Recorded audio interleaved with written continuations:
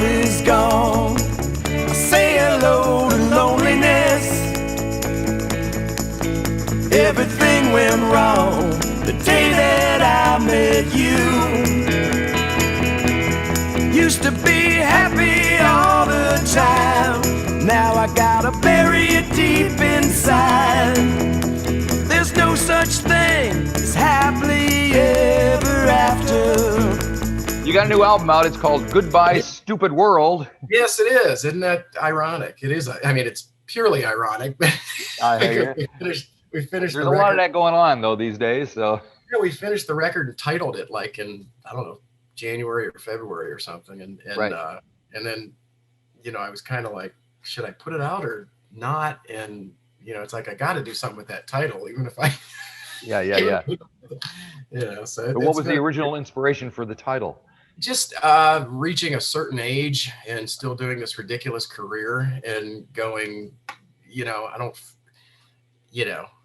I never thought that, you know, I was still in the mode of, you know, convincing a club owner that I can sell tickets or something. And now right. It's like, you know, it's like, yeah, but you don't have a whole lot of, you know, Spotify friends or whatever, you know, so it was a whole different, when the venue changed, you know, I mean, it's, you know, I've always, you know, in my more, that's what I'm looking for, you know, in my more,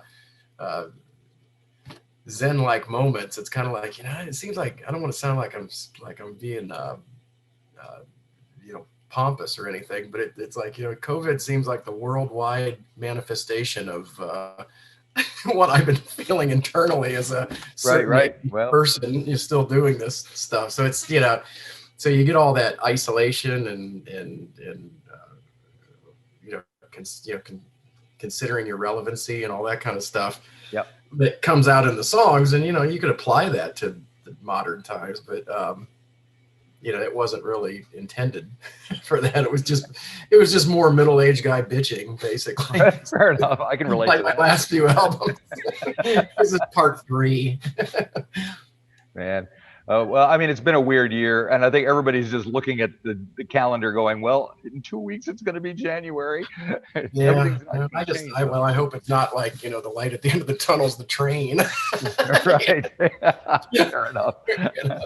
Oh, man. Yeah. So your album was released back in October. Yes. And so what was it like releasing the record in this environment? You know, I mean, we did as much of the, you know, live stream stuff. You know, we did a really cool live stream, you know, release show, and I've done, you know, live stream things for, you know, clubs and radio stations and different things. But it's really, you know, been a matter of, I've always been a big guy with the press. I mean, you don't, you know, you're going to sell what you're going to sell. You go out there and you pound it out on the road, as it were. Yep. And you know, it's going to sell what it's going to sell. But you know, I've always had this mentality, like at the end, you know, when it's all said and done, you know, some archaeologist is going to dig up a pile of CDs somewhere and go, what was all this stuff? You know, so I'd like to have a lot of good press. I mean, it's an honest press, you know. Right. So you know, trying to make, you know, lemonade out of lemons, it was a matter of, you know, first it was kind of like, that's a good question. How are we going to do this? Or should we just wait? And it's like, man, I've been working on this thing for a year, and right. So what are the advantages to putting out a record during a pandemic? And you know, it's the old you know, captive audience. That's a fact. So I tried to take advantage of the captive audience model, you know, and it's, you know, I think we've, in that sense, you know, as far as getting people to hear it, we've probably done as well as we would have anyway. But it's frustrating to, you know, I like to, you know, if I got nothing else to do, I just like to get in the car and drive around. And, you know, that's why, in all seriousness, you know, things like quarantines and lockdowns sort of scare me in a, you know, truth be told, I make fun of it, because it's like, you know, how can you live in a hotel for 2 weeks just to go visit somebody in, you know, New Zealand? Yep.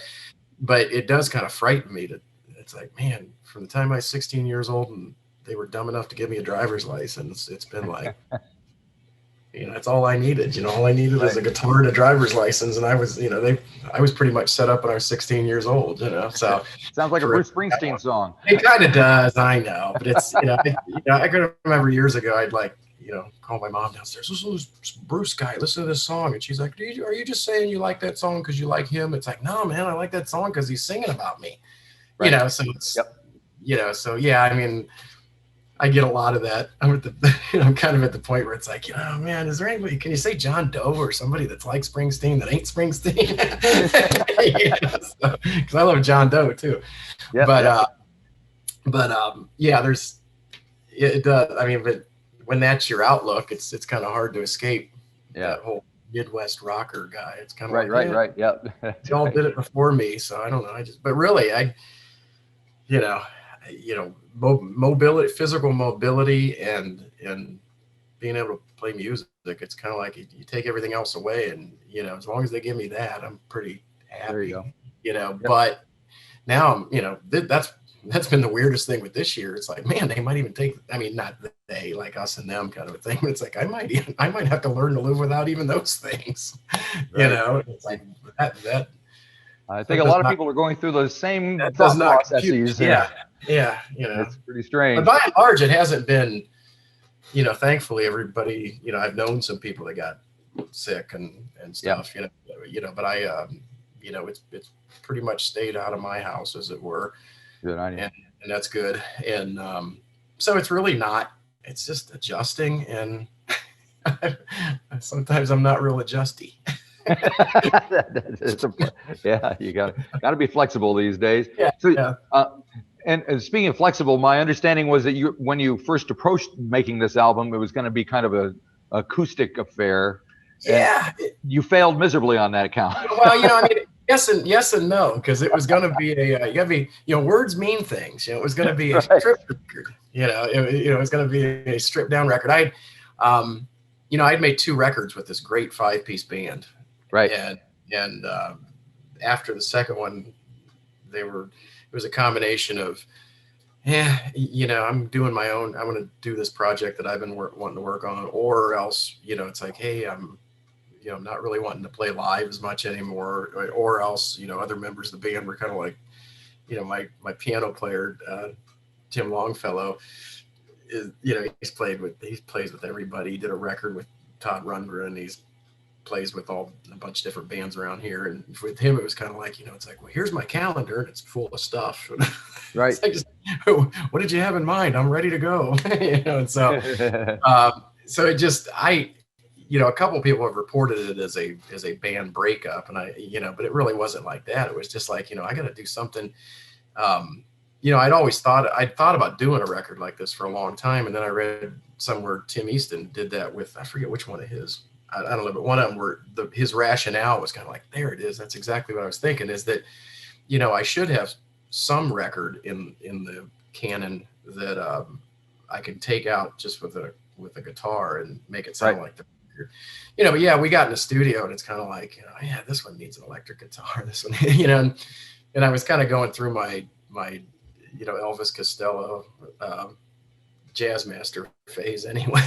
So it's kind of like, he's got that solo version of Allison. It's just him and the jazz master. It's like, if I can make a whole album that sounds like that. So the funny thing is that word got around, Brian's making his acoustic album, and it's like, well, no, Brian's making his album where Brian's going to play all the instruments on it he can, right, until he can't, but it never really, it wasn't like I threw away all the electric guitars and said, let's go make a record. I think we were 5 songs deep before I picked up an acoustic guitar, which was weird. It's like, I can't even make my own acoustic record right. Well, it starts out with an acoustic one with Don't Ray Me.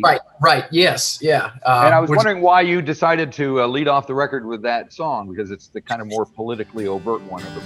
Perhaps the charlatans will play upon our fears and thus delay the possible impending change nobody really wants, but still they pray for mystic platitudes, for messageless, meaningless parables. Yes, we all must dream and strive and work. From dust you came, and you will return. It is, and it just, it was maybe an attention getter attempt, or maybe it was just, let's get this one out of the way so we can get into what this record's going to sound like. But they all have sort of overtones of that, you know, which if there was anything unintentional about I mean, the sound of the record was very intentional, but the, when I look back over it, I'm like, man, you're pretty pissed off, ain't you? There's a lot of, you know, it's my Masters of War album or something. It's like all this, in my world, it's about as overt as I've ever gotten, because I probably over metaphor, you know, it's like Paul Stanley. Better than over medicating. Yeah, that's right. You know, it's like, yeah, you know, it's me and Paul Stanley, you know, we never over medicated. We just over metaphored, you know, but, you know, so, you know, there was a lot of that. I don't really feel that song necessarily is separate in its political overtones. I think, you know, junior high school is very political. Right. That was the next one I was gonna touch on. Yeah. So segued right into it. But as in junior high school, everything was safe and there. Everybody's telling on the teacher. Everybody wants what's fair. Nobody can admit it. Nobody wants to leave the lab.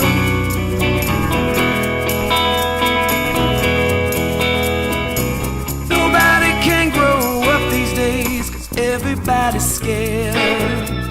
Yeah, well, that's kind of the next most, you know, I just had this, you know, through everything and again, this all predated COVID, but it, you know, right. You know, so when I say political, you know, it's politics of the music world, politics of everything.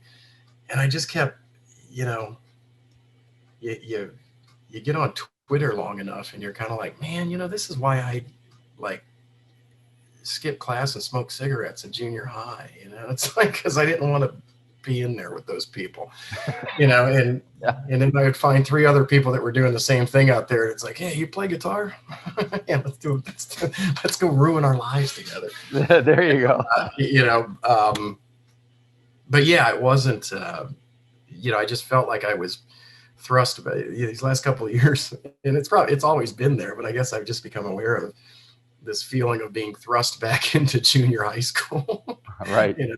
And I was going to call it middle school, because that's what they call it now. They don't call it junior high school anymore. Right. But, you know, back in my day, it was junior high. Yeah, it was junior high. So I dated myself, but, you know, middle school didn't roll off the tongue quite as nicely either. Yeah. So it was a poetic decision as well. Now, you alluded to the sound of the album, and you worked with a guy named Don Dixon, and I'm not exactly sure I know who he is or what. Yeah, okay. So that's cool. But how was he involved? Was he co-producing? Was he kind of? Yeah, Steve Norgrove and I. Steve's my bass player. He's co-written a lot of stuff with me here in the last probably 10 years. Yeah. But he was the guy in the band who was going, I don't know if, you know, it's like, I don't know, you know, lugging amps around for no money, you know, and it's not, you know, it's like that part of it's getting kind of old. And he had, you know, over the years, you know, sort of collected studio equipment, and there was a song, pretty much a song per album for about the last 3 albums that it was, you know, credited as, you know, recorded in Steve's bedroom or something. I say we were toying around with it, and it's like, you know, we could probably get away with doing a whole album, and that was kind of the whole idea with making a strip too. It's like, you know, let's not make this my you know, Brian Setzer orchestra idea, because we don't know what we can get. We don't know what we can do here. So he and I just, you know, probably over the course of, you know, 8 or 9 months or so, I would bring songs in and he would try different microphones and everything. And at some point we're like, you know, why don't we stop and make this a record, you know? And then we got serious with it, and we, you know, had everything mixed to our specifications, you know, or as good as we thought we could. And I've known Don Dixon for probably 20 years. I interviewed him actually the first time, and then I realized I don't know what came first. I realized he lived right down the road from me in Canton, or I interviewed him and went, wow, you're right down the road. So I had known him, and you know, we'd bump into each other at different events. And, hey, Brian, hey, Don, you know, but I'm like, yeah, it's like I'd like to ask this guy to work with me on something, but I'm chicken. You know, what if he says no? Right. And it was weird. I hadn't talked to him in, you know, a few years, and it's like, well, you know, doesn't hurt to pick the phone up, and I probably what do you got to lose? His number's probably not even the same number or whatever, but it's like I'm not even going to tell anybody. It's like called him up. He's like, "Hey, Brian, how you doing?" It's like, you know, and I'm like, "Oh, well, working on this." And he's like, "Well, you want me to work on a record with you?" And I'm like, "Yeah, that's what I was asked. That's what I was called about." He goes, "Okay." He goes, "I'm kind of busy here for a month, but give me a ring." And I'm like, "Well, he's never going to remember this conversation after." Right. So the whole process was kind of weird that even though you knew this guy all your, you know, for many, many years, it's kind of like finding out that your cool uncle is in the CIA, you know. Like, right. like, wow, you know, now I'm working with him. And so he, you know, we gave him a couple of songs, and he's like, he goes, "Well, you know," he goes, "there's no secret to it. You guys could probably do the same thing I could do. I just got some old gear that you can't buy anymore." And I'm like, "Okay, well, let's see what you can do." And it was just immediately evident that he was just kicking this record up a notch. We gave him a couple songs first to play, you know, to see what he could come up with. Right. And we're like, it's like, "Well, you want to give Don another song?" It's like, "Yeah." And it's like, he did another one. It's like, "We're going to give Don another song." And it got, because the idea was we're going to have a couple songs on here mixed by Don Dixon, you know? Right. And finally he called me up. He's like, "Brian, we're almost done with this thing. Why don't I just finish the record for you?" I'm like, "Okay." And so he was, you know, in a mixing capacity, you know, he was hired to mix the record, but right. But we got in there, and he's like, "I don't know if you're going to like what I did here." And, you know, it was such an, you know, an important part. You know, he was making changes that were substantive changes to the record. And I'm like, right. "Don, this is getting kind of close to producer. You don't have like a producer rate too you're going to charge." You know, it's an all-in-one deal. He goes, "Brian, it's all the same thing." He goes, "Mixing, producing, and mastering, and all that stuff." It's like, you know, they started giving names to it, you know, at some point. But he goes, "You know, back in the 70s when I started, you just made a record, and yeah, that was that." You know, so, you know, the titles, I think on the REM records, he's listed as mechanic, right. which is really cool, because that's seemed to be more of what it was like. But no, just a really fun guy to work with. And he's the youngest 70-year-old I ever met. I mean, it's like, wow, he's like lapping up. I mean, you know, we had these, you know, young guys that we would work with, and it's like, you know, "Hey, you want to get together and jam or something?" It's like, "Well, let me check my schedule, and I don't know." I run into that myself. Yeah. I'm going to take a nap for a couple of days and then get back to me. And Don was kind of like, it's like, "Hey, Don, you want to mix this song?" And he's like, "Check your email. I just did." After a while, I didn't have to show it to him. He just like he just thought the mix, and it happened. I love it. He's that fast. And it was good. It wasn't like sloppy fast, you know? Right. And, you know, and then we'd be sitting around, and I'd say things like, you know, it's like, it's like, I'm more of an artist, you know? It's like, I don't have to, you know, it's like, I ain't into that technology, you know, learning the new technology and stuff. It's like, I'm more of a, you know, more of an arts-based guy, you know? And he'd say things like, "Well, Brian, your art is the equipment. So you got to learn to use the stuff." You got to learn to use the tools. Probably got a point. He does, you know? So he's like, you know, I mean, it's his job to be on top, you know, when you're at that level. Yeah. You know, you got to stay on top of the, you know, it isn't like a mechanic can go, "I don't want to work on these newfangled 2020 cars." You know, you got to learn, you know, but yeah, he's just got an energy that's pretty unbelievable. You know, and I would love to, you know, if the music calls for it, you know, because certain producers are good for certain things and other producers are good for other things. But I'd love to, you know, if the budget allows and the material is something that I think is right, I'd love to do one top to bottom with Don. You know, it's just show and go. Or even if it's just, I mean, I'm sure that I'll bring up a song or two for whatever the next thing is I work on, and we'll see if that turns out to be, you know, see if I can strike gold twice. And he goes, "Why don't I produce 10 of them for you?" Because the album itself has quite an eclectic mix of styles and approaches, And the one that kind of surprised me the most was Sheboygan, Sheboygan. I think. Oh, yes. Well, I ain't begging or looking for a hand, just thumbing and bumming down my Sheboygan. You don't like it just the way I am, it'll all end up same as it began. With the bluegrass thing and the mandolin and the banjos and all that. And I learned that there was, and I knew about Sheboygan, Wisconsin, but I was unaware of the Michigan. It depends on which one you know. And they actually sit on a, and apparently it's one of those things that's so well known if you live in that area that they refer to both of them as the Boygans. And I actually consider calling the song the Boygans, but it's like, well, it's already arcane enough. Nobody's going to know what it's about. I'm going to make it somewhat, understandable. But yeah, I was, I kept referencing that song in emails with Steve, and it's like, we got to the point where we were like, I don't know, mocking up what the record was going to look like or something. And I kept sending CHE, the CHE version, the Michigan one. Right. And he goes, but I think you're spelling Sheboygan wrong. I'm like, no, I'm not. It's Sheboygan, Michigan. He goes, that's not even the state. It's Sheboygan, Wisconsin.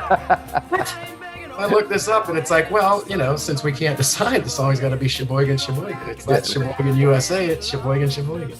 And it's really, that whole thing was, I think there's a song on every one of my records where I name drop a town that I've never been to or a state or something. So, Sheboygan was like, if I can get something to rhyme with Sheboygan, that's talent.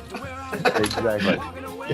So it's really, that was the obligatory road song, and I jokingly tell people, it's like, I'm so sick of getting people hollering for wagon wheel when I'm doing a show that I just wrote my own wagon wheel. So and what caused you to kind of give it that bluegrass kind of vibe to it? It just called for it. I think we actually envisioned, or at least I did, I envisioned the video before I even wrote the song, and it cracked me up. Remember that the Andy Griffith show, maybe RFD, whatever, and the mountain band would come down and play on Andy Griffith's porch, and none of them would ever move. They'd have like pipes hanging out of their mouth, and the music would be moving. They wouldn't. I had this idea. It's like, wouldn't that be a hilarious video? So we ended up doing that in a video, but it was kind of a joke song. I've always had sort of a, it probably didn't help with the flow of the rest of the records. I think has kind of a Stax soul kind of vibe, minus the horns and good singers. but yeah, Sheboygan was just like, that whole thing just sort of started as that sort of a rhythm, and took on its own life, as they often do, so whether or not it belonged on this record, I don't know. But good to mix it up. And one song, the other song I wanted to touch on, it's definitely not a joke song, is the one that closed out the album, Be There Waiting. From his grave, my daddy can see the highway.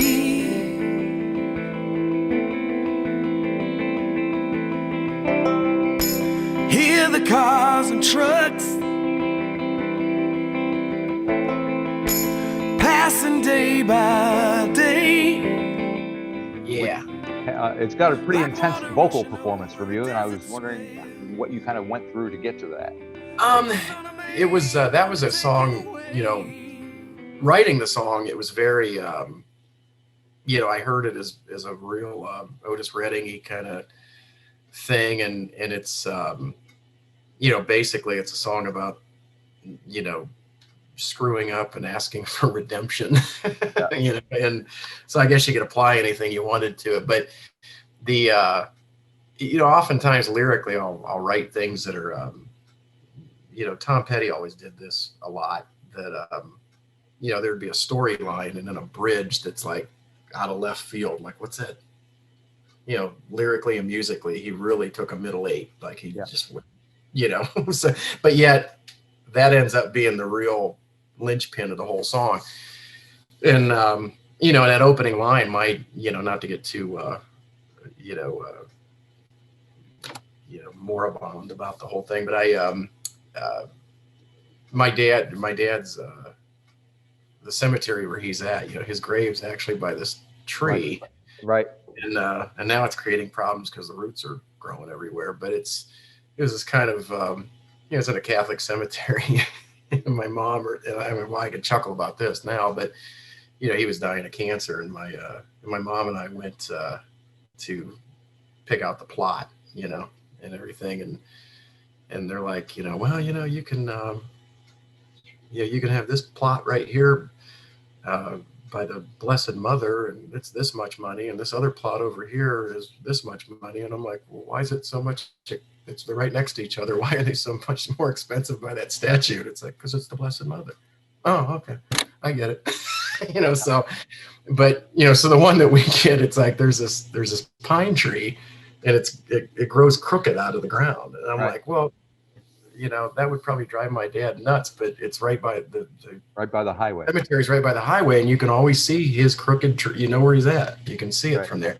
So that just seemed, I don't know, it was a poignant kind of a thing, and I just wrote that line down and then went, wow, where's this song going to go from here? And it became obviously more, again, metaphorical than anything else, but yeah, it's basically, bury me along the highway kind of a sentiment, and so it just called for that, I guess, bluesy approach. I never really, vocals is always one thing that I like. Guitar parts, and that one was really a matter of, I was being too busy with the song, and it needed just broken down to like almost a flat rhythm, and we didn't build it much from there either. But and then Chad Jensen, who was actually at the session to do drums, brought a banjo, and that banjo comes in, and that was Don's favorite part. It's like, I worked really hard on that banjo, but it really gives it a real sort of, Civil War ballad. Right. Well, the thing that struck me was the use of the tambourine and kind of. Yeah, that was Steve is a draftsman by trade, and he had his drafting table there in the corner of the studio, and it's like a Formica plastic tabletop, and we actually took the tambourine, and the combination of hitting that tambourine on that plastic table gave it sort of a resonance. So that was a really fun thing with the studio, is that we just, anything that was laying around, his wife came home from grocery shopping or something during a session and closed the sliding glass door, and it's like, oh man, that's on the guitar track. It's like, yeah, so it's on the guitar track. We'll give her credit on the record. But it was, but yeah, I like that you like that one, because that's, I don't know which ones are my favorite songs, but I think I think that one, and I think probably three of what I consider my best songs I've ever written are on this record. I think Junior High and Overboard and Be There Waiting, and they're simple, they're not real complicated songs. I guess they don't have to be.